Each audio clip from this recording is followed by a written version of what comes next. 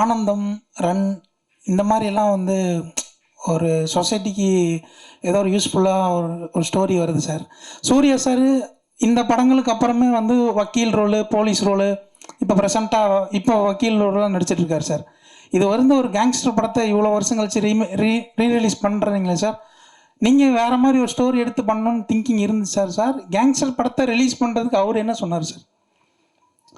சினிமாவில் ஒரு பெப்பியான ஒரு மூடான ஒரு நான் விரும்புகிற மாதிரியான ஒரு ஜாலியான ஒரு ஒரு கேங்ஸ்டர்ஸ் படம்.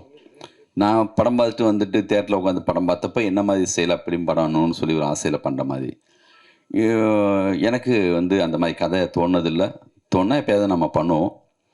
இது ரீஎடிட் பண்ணுறதுக்கு காரணமே என்னென்னா, உங்களுக்கு தெரியும் 11 வருஷத்துக்கு முன்னாடி இந்த படம் வந்து முதல் முறையாக அதிகமாக ட்ரோல் செய்யப்பட்ட ஒரு படம். சிக்கினது நம்ம தான். ஓகேவா?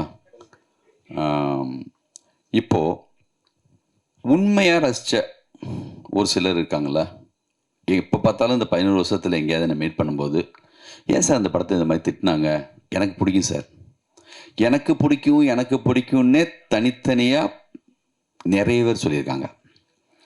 அது மாதிரி சின்ன பையன் இருந்தான்னா, சார் இவன் 5 தடவை பார்த்துருக்கான் சார், என் பையன் உங்கள் படத்தை ஸ்டிக்கை வாயில் வச்சுட்டு இப்படி எடுப்பான் சார், டேய் சொன்னா கல்டா குத்திக்க போராட்டான்னு சொல்லுவேன் சார். நானே இந்த படம் யோசிச்சப்போ, நான் சின்ன வயசாக இருந்தப்போ ஒரு படம் பார்த்தா என்ன மனநிலைக்கு பார்ப்பனோ அந்த மனநிலைக்கு தான் படம் பண்ணது. இது உலகமாக கதை அப்படி புரட்டி போட்ட மாதிரி படம் நினச்சிட்டுலாம் பண்ணல, ஒரு படம் அவ்வளோதான்.